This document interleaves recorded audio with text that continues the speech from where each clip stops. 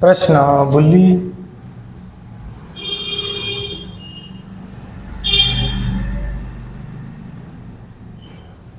अभी हमने theory clear करी है, अब हम करेंगे प्रैक्टिस सेट। अब बंदूक के अंदर क्या डलती है? बंदूक के अंदर डलती है गोली, फिर वो उससे बाहर आउटपुट गोली का निकलता है।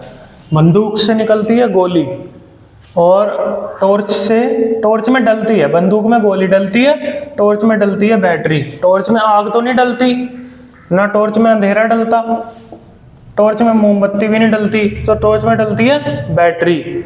दूसरा आएगा वानर। वानर क्या करता है? बड़बड़ बड़बड़ करता रहता है। वानर मतलब बंदर, बंदर बड़बड़ाता रहता है। तो ऊंट क्या करता है? घुरघुर घुरघुर। ऊंट क्या करता है? घुरघुराना। ऊंट का मतलब क्या होता है? घुरघुर। मैं तो बकरी करती है और भौंकते हैं कुत्ते। कुत्तों का काम क्या होता है? भौंकना। और ऊंट का काम क्या होता है? घुरघुर करना, है ना? ऊंट का काम होता है घुरघुर करना। अच्छा, भविष्य के लिए क्या होती है? भविष्यवाणी। भविष्यवाणी होती है भविष्य के लिए। और खेद किसके लिए होता है? अतीत के लिए।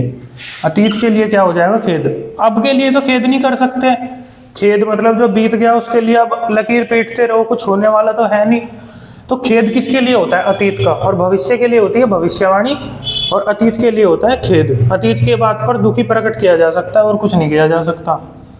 विरोधी मतलब शत्रु, और विपत्ति मतलब, अब ये दोनों साइनोनियम दे रखे हैं। साइनोनियम मतलब जिनका वर्ड एक जैसा हो, मतलब मीनिंग एक हो। समानार्थी शब्द या पर्यायवाची शब्द, उन्हें साइनोनियम कहा जाता है। तो मैं आपका विरोधी, मैं आपका शत्रु, एक ही बात हो गई। ए पर्सन बी का विरोधी, ए बी का शत्रु। और विपत्ति, विपत्ति नेगेटिव सेंस में है, तो मित्र भी नेगेटिव सेंस में नहीं है, सक्रिय भी नेगेटिव में नहीं है, प्रेम भी नेगेटिव में नहीं है। कठिनाई और विपत्ति दोनों एक ही चीजें होती हैं। कठिनाई और विपत्ति दोनों एक ही चीजें होती हैं। हीट की एसआई यूनिट क्या होती है? कैलोरी। हीट की एसआई यूनिट क्या होती है? कैलोरी। इसलिए करवाई थी ना एसआई यूनिट। और साउंड, ध्वनि क्या होती है? साउंड। ध्वनि की एसआई यूनिट क्या होती है? डेसिबल। जो हम साउंड मेजर करते हैं वो डेसिबल में करते हैं, ठीक है?